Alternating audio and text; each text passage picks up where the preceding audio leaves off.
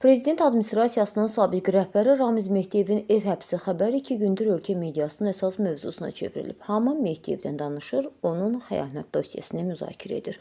Uzun illər özünü boz kardinal kimi tanıdan Mehdiyevin şəhərdən uzaqlaşaraq bağ evinə çəkildiyi deyilir. Qafqazinfonun əməkdaşları bugün Mehdiyevin qaldığı deyilən və ən məşhur villasının yerləşdiyi Novxanı qəsəbəsinə gedib. Bu, həmin villadır ki, ölkədə sərt karantin rejimi tətbiq edilən, insanlar pandemiya ilə mübarizə apardığı vaxtlarda Mehdiyev ailə üzvlərini və klanına daxil olanları orada başına toplayaraq nəvəsinə toy etmişdi. Hazırda isə həmin evin adı başqa səbəblərlə gündəmdədir. İddia olunur ki, Mehdiyev və yaxın çevrəsi dövlət əleyhinə qurulan planların müzakirəsini də çox vaxt məhz bu villada aparıb. Bəzi siyasətçilər də vaxtaşırı çıxışlarında Mehdiyev klanına daxil olan keçmiş məmurların bu təxribat villasının daimi qonaqları olduğunu deyiblər. Böyük bir ərazini əhatə edən bağda 2 nəhəng villa inşa edilib. Evlər hələ də ciddi mühafizə olunur.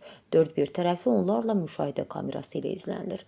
Dövlətə xəyanət, hakimiyyəti ələ keçirməyə yönələn fəaliyyət və qanunsuz yolla əldə olunmuş pullarla bağlı ittihamlara Mehdiyevin münasibətini öyrənməyə cəhd etsək də qapını açan olmadı.